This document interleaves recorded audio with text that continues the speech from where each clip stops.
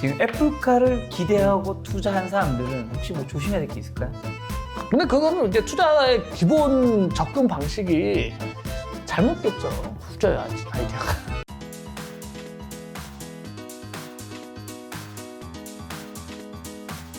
오늘 주제는 바로 겨울냉철 2월 편입니다. 자, 그럼 해외 주식 좀 얘기했으면 국내 주식. 네. 요즘에 냉철님이 좀 관심 가지는 섹터라든가 좀 시가총액 좀 큰 종목 위주로 해서 좀 관심 가는 종목이 있다면? 그게 뭐 그렇게 금세 막 바뀌지는 않는데요. 네. 아직까지도 원래 그동안 계속 반도체였잖아요. 그렇죠. 반도체는 좀 많이 비중이 줄었고요. 음식료하고 건설. 음식료 그리고 건설. 조그만 회사들 중에서 그냥 이렇게 실력 발휘를 좀 하는 회사들. 그런 것들 뭐 좀 들고 있습니다. 그래서 이런 것들도 좀 시세가 나오면 팔아서 이제 미국에 괜찮은 경쟁력이 괜찮다고 생각하는 회사들로 가는 거죠. 그래서 미국의 그 GM도 그렇고 사실 사람들이 안 좋아할 때 샀어요. 지금이야 GM 사람들이 뭐 GM. 예, GM도 제가 얘기하지 않았네? 안 했나? 얘기했죠. 예. 지금 이야. 지슬라 이때 GM 얘기하면 이거 바보 소리 듣던 때였어요. 지금 지나보면 슈퍼크루즈라고 들어보셨어요? 그때 테슬라 얘기할 때 냉철님이 저한테 GM도 좋아요. 뭐 이렇게 얘기했던 것 같아. 그랬던 것 같아. 그때 이제 GM이 준비를 잘하고 있었어가지고 네. 회사를 어느 정도 추적을 해서 들어가죠. GM은 안 팔았어요. 안 팔았어요? 네. GM은 좀 더 좋게 보고 있습니다. 도대체 매도 시점은 언제로 생각하고? 제가 원하는 이거 더 이상 실적 상승이 EPS 상승이 일어날까? 물음표가 있는데 지금 버는 돈 이 정도면은 충분하다. 그런 생각 들어가면 매도를 하죠. 사실 그래서 테슬라는 많이 정리했어요. 거의 없어요. 아, 거의 없어요? 네, 테슬라는 많이 팔았어요. 아, 진짜요? 네. 더 날라가겠죠. 뭐 2,000불, 3,000불. 캐시우드 언니가 이거 얼마 불렀죠? 그 언니 엄청 세게 부르던데. 누구요? 캐시우드라고요. 미국에 투자 잘하는 언니 있어요. 오너가 아니라 CEO 언니인데 잘하는 분이 있어요. 그분은 엄청 세게 불렀어. 근데 저는 그냥 900불 그 언저리 900불 근처 선에서 정리했거든요. 900불 선에서 만족해요. 900불 뭐 800불 900불 사이에서 다 정리했는데 조금 남았어요. 조금 이제 남은 거는 없으면 배 아프다. 없으면 너무 소외될 것 같아서 아니, 저도 올라주면 고맙고 테슬라 850달러 때 50불로 매도했거든요. 네. 테슬라 이게 나와서 좀 질문 드릴게. 네. 테슬라 주가가 지금 811달러거든요. 네. 그러니까 이게 과연 이제는 팔아야 되는가? 한국인들이 가장 많이 가지고 있는 종목 중 하나잖아요. 네. 뉴스 기사 보니까 매일경제 동학개미 폭풍 매입 테슬라 머스크 동생은 283억씩 팔았다. 네. 앨런 머스크 테슬라 CEO의 동생 킴벌 머스크가 테슬라 주식 3만 주를 매각했다. 몇 퍼센트예요? 본인이 들고 있는 거에 몇 퍼센트예요? 그게 중요한 거예요. 5% 가량. 5%예요. 네. 예, 킴벌은 테슬라 이사직을 맡고 있다. 미국 증권거래위원회 보고서에 따르면 킴벌은 지난 9일 자신이 보유한 테슬라 주식의 5% 가량을 평균 852달러에 나랑 거의 비싼 가격에 팔았네. 마켓워치등 미국 언론에 따르면 킴벌의 주식 매도 후 테슬라의 주가는 하락했다. 작년 한 해 동안 테슬라 주가는 743% 올랐으며 올해 들어서 14% 더 상승했다. 뭐 유의미하게 보기는 좀 어렵고요. 5%판 거면은 뭐 사고 싶은 게 있었을 거야. 아마 요트라든지 뭔가 다른 주식이라든지 뭔가 개인의 생각이어서. 그래서 5%가 많지는 않은 거잖아요. 이거를 너무 다 팔았다가 하더라도 누가 다른 사람의 그 행동에 너무 뭐 제가 뭔가 한 거에도 너무 그렇게 생각하실 필요 없어요. 그래서 누가 했으니까 나도 한다 이런 그 개인 사정이 있는 거니까 물어보면 근데 아마 이 정도 지금 회사의 컨디션에 지금 뭐 여러 가지 저도 그냥 판 게 아니고 지금 회사가 버는 수익과 점유율과 저는 앞으로 테슬라가 영원할 거라고 생각을 해요. 원래부터 테슬라에 대해서 되게 좋게 봤었어요. 예전에 이게 시세가 붙기 전에도. 그래서 그때 좀 있었다가 중간에 들어갔다 나왔다 하는데 지금은 뭐랄까요, 자신 있게 들고 있기가 애매해서 그냥 나온 거예요. 그랬다가 또 자신이 있는 구간에 또 나오거든요. 그때 또 들어갈 거고. 근데 이 가격은 지구를 지배할 가격이라고 생각하는데 사실 그게 만만치는 않거든요. 그래서 보면 GM도 그렇고 현대도 그렇고 준비 많이 했어요. 그래서 본격적으로 붙어 보면요. 각각 자기 포지셔닝이 있을 거예요. 각자 자기 점유율이 그렇죠. 있을 건데 이거는 거의 뭐 독점할 것 같이 사람들이 생각한 그 뷰가 들어있고 그런 밸류에이션이 녹아 있어서 그러면 나는 뭐 빠져나오고 지켜보겠다. 제가 그리고 이게 욕심이 없어요. 자, 지금 테슬라 얘기 나왔으니까 현대차 얘기를 안 할 수는 없잖아요. 네. 현대차가 얼마 전에 F가 관련해서 좀 하나 이슈가 있었던 게 네. 현대차의 임원들이 굉장히 그때 주식을 좀 많이 매도했다는 게 뉴스 기사로 나왔죠. 요거 좀 어떻게 봐야 돼요, 영철님은? 그날 나도 팔았어요. 반 팔았어. 그날 반 팔았어요. 아니 근데 사실 내부 직원이 파는 거는 네. 약간의 좀 이슈가 있을 수도 있잖아. 냉철님은 사실 아무 관계가 이해관계가 없는 내부 사람이고. 직원이 파는 거는요. 아니 근데 어떤 문제가 있을까요? 그러니까 어떤 문제가 있을까요? 예를 들어 애플카가 이게 잘 될 건지 안 될 건지 알고 있으니까. 아닐 거예요. 그렇지 않아요. 그거를 알고 얘기만 오고 가고 하는 건데 시세가 낮기 때문에 판 거고, 그거는 사실은 딜이란 거 회사가 보면은 저희도 이제 항상 탐방 가가지고 보면은 회사에서 아 우리 이런 거 지금 추진하고 있고 그 대표이사가 나와서 자신 있게 얘기하는 경우도 있는데, 그게 처음에 투자 경험이 없을 때는 그걸 다 믿어요. 아 이건 된다, 이거다 이렇게 생각하거든요. 근데 경험이 좀 쌓이면은 뭐 될 수도 있고 안 될 수도 있고 이렇게 바뀝니다. 그만큼 뭐 회사 MOU 맺는 거 뭐 이런 거 있잖아요. 그거 의미가 없어요, 사실은. 해서 돈 받고 만들어주고 제품이 오고 가야 되는 거예요. 처음에 그렇게 큰 이거는 회사의 명운이 걸린 거잖아요. 그렇게 그냥 단박에 가가지고 그 애플의 그 CEO가 딱 와가지고 합시다 하면 이쪽에서 네 합시다 하면서 악수 싹싹 하고 내일부터 뭐 공장 절대 그렇게 안 돼. 비즈니스가 그렇게 안 되기 때문에 임원들도 몰랐을 거예요. 그리고 아직도 지금 모르는 상황인 거예요. 그렇죠. 네, 이거 회사에서는 뭐 진행하고 있지 않습니다 했다고 해가지고 아 그거는 진행하고 있지 않다고 생각할 것도 아니고 우리 뭐 진행하고 있습니다 해가지고 이게 뭐 애플카를 곧 만들 것 같이 생각할 것도 아니에요. 그런데 그때는 쏠림 현상이 있었는데 그때 아마 거기도 현대에 직원이 한둘이 아니잖아요. 아, 그렇죠. 엄청 많죠. 그딸 더 산 사람도 있거든, 분명히. 임직원 중에서. 그쵸, 사람 생각이 갈린 거야. 근데 거기서 판 사람만 추려내니까 당연히 누가 팔았다더러 나오지. 왜 산 사람도 분명히 있었을 거예요. 근데 산 사람은 안 나오잖아. 제가 볼 때는 다층적 사고를 했을 때는 그렇다. 그래서 여기에 큰 의미를 두고 그분이 정말로 내부자, 그냥 핵심적인 건 그거야. 내부자적으로 무산될 거를 알았고 무산 공시를 본인이 낼 걸로 그런 것들을 아는 상황에서 했으면은 잘못이죠. 그거는 문제가 있죠. 문제가 네. 있죠. 근데 그런지 아닌지 모르잖아. 그럴 거라고 막 먼저 회사 외부에서 생각하잖아요. 근데 회사 이게 그렇지 않아요. 그 본인들도 몰랐을 가능성이 굉장히 높아요. 내가 볼 때 정황상은. 그럴 그건 뭐 수도 조사해보면 나오겠죠. 조사를 해야 될 필요성이 있다면. 자, 현대차 기아과 애플 관련해서 또 뉴스가 하나 있는데 요거에 관해서 냉철이 생각이 궁금한 건데 조선비즈에서 네. 현대차 부인에도 애플에 기대는 개인들 연일 사자. 현대차와 기아는 각각 공시를 통해서 애플과 자율주행 차량 개발에 대한 협의를 진행하고 있지 않다고 밝혔잖아요. 네. 이날 공시가 나오고 현대차 그룹 시가총액은 하루 사이에 13조 4천억 원가량 증발. 당시 현대차 마이너스 6%, 기아차 마이너스 14%, 현대모비스 마이너스 8%, 현대유아 마이너스 11%, 현대글로비스 마이너스 9% 등 현대차 그룹 계열사 주가는 동반 급락했다. 그러나 급락은 짧았다. 현대차는 지난 9일에 이어 11도 상승했다. 기아차도 10일 상승했다. 개미는 주가 조정은 오히려 싼 값에 주식을 살 기회로 삼고 주가 매수에 나섰다. 여기에 주요 외신이 애플이 상반기 중 발표할 애플카 공식 협력사에 현대차가 유로 후보로 꼽힌다는 소식이 전하자 개미들은 애플 몸을 다시 키우고 있다. 네. 이거 어떻게 보세요, 애플? 우선은 물린 거 물탄 것도 있고 또 신규로 그때 날라가서 너무 아쉬운 거예요. 그때 나도 정말 현대차 한번 사봤으면 했던 심리를 가지고 있는 사람들도 산 것도 있고 그래서 근데 중요한 거는 뭐 현대그룹사가 말도 안 되는 가격 그거는 좀 시간을 좀 땡겼는데 저는 그 가격에 저는 알잖아요. 우리 훨씬 전에 샀잖아요. 사서 기다리고 있었잖아요. 근데 사실은 내가 원하는 가격을 그 뉴스가 좀 땡겨줬어요. 그래서 우리는 반을 판 거예요. 맞아. 매도하라고. 네, 그날에서 팔고 나머지는 그냥 지켜본 거예요.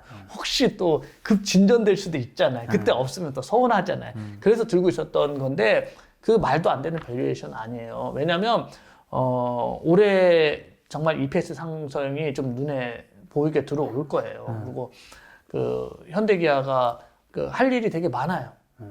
그러니까 할 일이 많다는 거는 미래 우리 자동차 산업에서 할 일이 많아요. 그러면 사람들이 그 회사에 대해서 한동안 자동차는 아주 고루하고 고리타분하고 맞아. 테슬라 때문에 다 망하고 있다고 생각했는데 그동안 준비하고 있던 것들이 이제 하나둘씩 나오는 게 전기차 관련돼서 자율주행 관련돼서 나오거든요. 그러면 이거는 미래 산업 주도주다 해서 그 좀 더 높은 값에 얘는 펄을 이 정도 받아도 돼. 좀 더 높은 값에 지불을 하거든요. 그래서 그런 것까지 감안하면 뭐 비싸거나 막 말도 안 되지 않아요. 지금 가격이. 이제 떨어진 것도 있고 사고 싶었던 못 샀던 사람들도 있고 지금 가장 근본적인 거는 시장에 돈이 많은데 뭘 살까? 이거 사고 싶었는데 이거라도 좀 사자. 그게 가장 크죠. 시장에 돈이 많았던 게 가장 큰 겁니다. 지금 애플카를 기대하고 투자한 사람들은 혹시 뭐 조심해야 될 게 있을까요? 근데 그거는 이제 투자의 기본 접근 방식이 잘못됐죠. 잘못된 거예요? 그럼요. 애플카를 한다고 해서 그래서 현대차에 얼마나 이익 기여를 한다고요. 그거에 대한 뭐 구체적인 게 있어요? 열심히 만들었는데 마진이 박할 수도 있는 거고. 그거가 주 아이디어라면 모르겠어요. 제가 볼 때는 그렇게 그냥 단순히 애플카를 할지도 몰라서 먼 얘기예요. 자동차 그렇게 뚝딱 만들지 않아요. 테슬라도 지금의 그 모델 3 나오는 데까지 정말 많은 시간이 걸렸거든요. 시간 많이 걸려요. 그거를 갖다 하면 저는 뭐 잘못됐다기보다는 제가 제 시각에는 아이디어 별로 후져요. 아이디어가. 실제 기사 보니까 익명을 요구한 한 금융투자업계 관계자는 현재 애플카에 기대서 주가가 단기간 높아진 경향이 있다면서 애플카만이 아닌 전체적인 전기차와 자율주행차에 관한 미래를 보고 합리적인 투자를 해야 한다라고 조언했다. 와, 상식적이네. 요 의견이랑 냉철님 말씀하신 그렇죠. 의견이 좀 일맥상통한 부분이 있는 것 같네. 단순히 그거 애플카 하기 때문에 도대체 얼마나 거기서 해서 남길 줄 알고 해봐야 아는 거예요, 그거는. 그리고 애플이 내놨는데 그 시스템이 다른 경쟁사에 비해서 그 경쟁력이 없을 수도 있거든요. 그래서 애플이 실패할 수도 있는 거예요. 애플하고 하면 무조건 다 성공한다는 뭐 그런 전제한데 그렇게 합리적인 생각은 아닌 것 같습니다. 합리적인 생각은 아닌 것 같다. 또 최근에 이슈가 하나 있었죠. 그 SK랑 LG. 네. 그 매일경제 기사가 세계의 배터리 소송 LG가 웃었다. 네. 미국 국제무역위원회가 10일 LG, SK가 2차 전지 영업 비밀 침해 소송에서 LG 손을 들어줬다. ITC 이날 LG 에너지솔루션이 지난 2019년 4월 재개 2차 전지 관련 영업 비밀 침해를 확정하고 SK 이노베이션의 배터리 셀 모듈 팩 관련 부품 소재에 대해 미국 내 수입 금지 10년을 명령했다. 네. 요거 이제 결국에는 세계의 배터리 소송전이 불린 양사의 소송이 LG의 승리로 끝난 거잖아요. 네. 어떻게 보면 국내는 LG하, 삼성 SDI, SK 이노베이션이었는데 지금 한 축이 약간 좀 위험해진 거잖아요. 그쪽 미국향은. 미국향은. 근데 전기차는 또 미국이 굉장히 좀 중심 아니에요? 유럽도 중요하고 미국도 중요하고 중국도 중요하고요. 그리고 내수 시장도 중요한데 저는 사실 그거에 대해서 디테일하게 잘 몰라요. 그리고 사실 크게 관심이 없는 게 제가 한동안은 삼성 SDI랑 LG화학의 좀 주주였어요. 근데 지금은 사실은 주주가 아니에요. 그래서 당분간은 좀 투자할 생각이 없거든요. 아, 진짜요? 그래서 저는 이제 투자의 효율성을 어떻게 쓰냐면 제가 투자할 그 생각이 없는 거에서는 정보는 그냥 사실 좀 무시를 해요. 안 봐요. 보는 시간이 좀 아까워서. 시간이 한계가 있으니까. 그럼요. 그거는 어차피 안 살 건데 그걸 뭘 그걸 왜 보고 안 됐어요. 근데 그 밑단에서 그 LG화학이나 삼성 SDI에 납품하는 회사들은 보죠. 그러니까 2차 전지 섹터를 다 버린 건 아니고요. 거기서 경쟁력 있는 애들은 들어가는데 주도주를 할 생각은 없어요. 경쟁이 정말 이제는 심해질 거고 그래서 언제 어떻게 흘러갈지 모르거든요. 근데 그 밑에 하청업체들은 오히려 안정적인 게 있어요. 시키는 것만 따박따박 하면 일감이 늘어나요. 그러면 그 일감 늘어나는 것만큼 그 주가는 오를 겁니다. 그래서 훨씬 더 쉬운 게임이에요. 쉬운 건 하는 거고 LG화학과 SDI의 미래, 뭐 2차 전지 그 회사들의 미래를 맞추는 거는 그거는 정말 신통력이 있어야 되는 건데 어려운 문제예요, 그거는. 그래서 쉬운 거부터 풀겠다는 거거든요. 그러면 이게 다음 주 주가에는 네. 조금 삼성 SDI, LG화학한테는 좀 호재로 그다음에 SK이노베이션 악재로 좀 작용해서 주가가 좀 흔들릴 수는 있을까요? 그렇겠죠. 그런 것들은 영향을 받겠죠.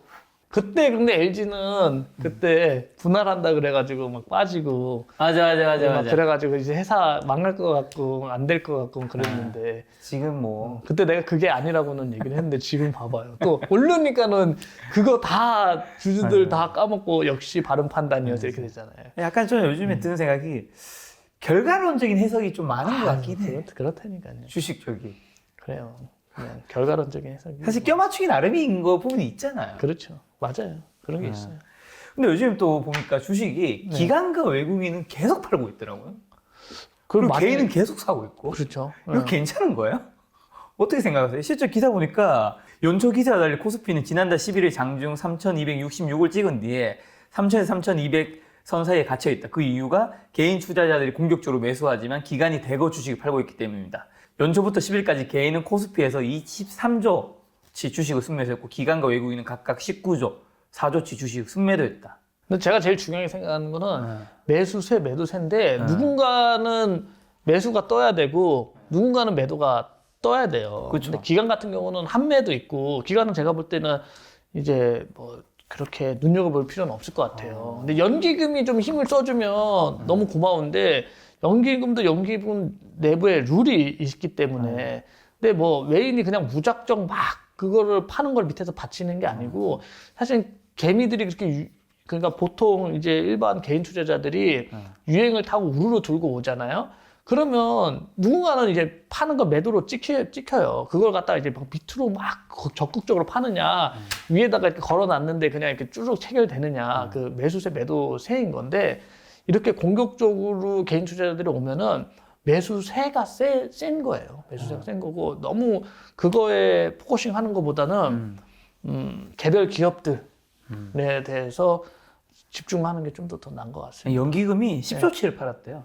그 아마 내부 룰도 있을 거예요. 그게 이제 뭐 비중이 특정 기업에 늘어나고 뭐 이런 것들이 있거든요. 내부 룰이 있는데 근데 기금도 같이 좀 힘을 써주면 좋겠는데 이거는 그런 그 안에서 이제 매수 주체들이 이제 그 일종의 이렇게 쉽게 표현하려 그러면 포카 친다고 할까요? 이렇게 포카를 이렇게 돌리는 안에서 그게 개인들이 이렇게 하니까는 이거는 뭔가 안 좋은 시그널이다. 이렇게 생각하는 것보다 아 이렇게 개인들이 적극적으로 샀을 때 장이 조금 흔들릴 때 개인들이 어떻게 반응하겠구나. 사실은 외인이나 기관보다는 개인들의 움직임을 예측하기 훨씬 쉬워요. 그거를 이용해서 아 빠질 때는 또 시원하게 쭉 빠지겠구나. 그러면 조금 더 참았다가 매수하는 전략을 쓴다든지 만약에 내가 그 뭔가 숏 포지션을 구성할 수가 있다면 아니면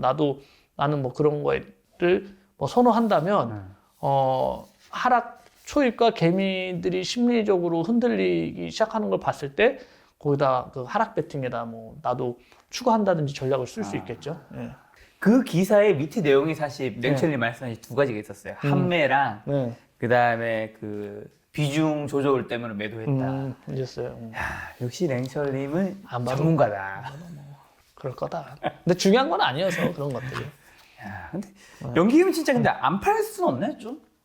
그래도 내부 규정인데 제가 그 내부 규정을 사실 뭐 디테일하게는 모르겠어요. 그런 거는 좀 바꿔서 연기금도 좀 우량한 회사들 좀 장기적으로 가지고 가고 했는데 연기금이 연기금 내부에서 그냥 누가 사냐 이런 게 아니에요. 그 연기금 내부에서 일종의 위탁이라고 생각하면 돼요. 이렇게 위탁을 줍니다. 그러면 그 또 내부에서 어떻게 움직이는 게 있고 거기서 총 우리가 뭐 비중이 있고요. 근데 한 특정 종목이 올라가 버리면 비중이 커져 버리잖아요. 그러면 매도를 해서 비중을 맞춰야 되는 그런 일이 생길 수 있고요. 삼성전자 같은 경우가 너무 올라 버리면 삼성전자 사실 없는 그거 위탁 줬는데 삼성전자 안 사는 사람 없거든요. 아는 운영사. 기본적으로 그건 담아두고 갔는데 비중이 커지니까 그거를 이제 매도를 해야 되고 그런 게 있어요. 제가 듣기로 기관이나 이런 데서 연기금에서 네. 삼성전자 무조건 담아놓고 간다면서요. 그런 거, 예. 왜 무조건 삼성전자 담는 거예요? 근데 우리나라는요, 그날 보면 1월 11일 제가 왜 기억이 났냐면, 그날 우르르 몰려왔는데, 삼성전자 차트,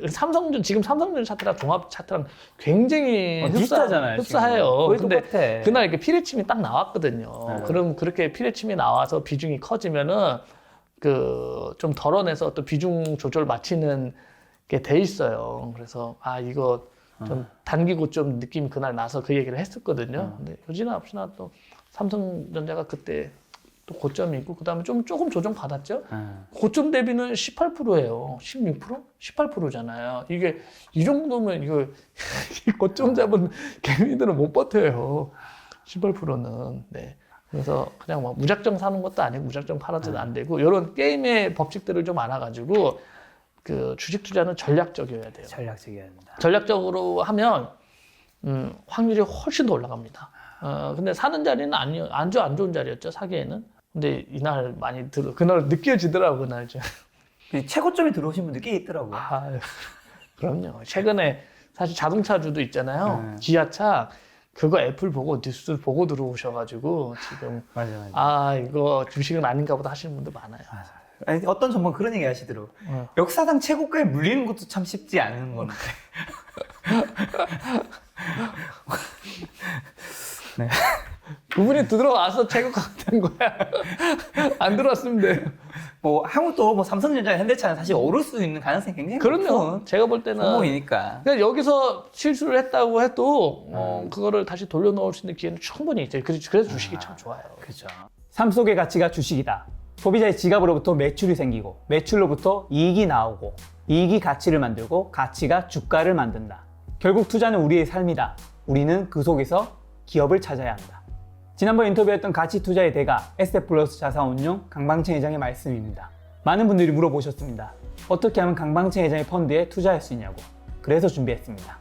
에셋플러스 자산운용에서 투자자를 위한 언제 어디서든 손쉽게 투자할 수 있는 펀드 매매 앱 에셋플러스 앱으로 강방채 회장과 함께하는 투자 되시기 바랍니다.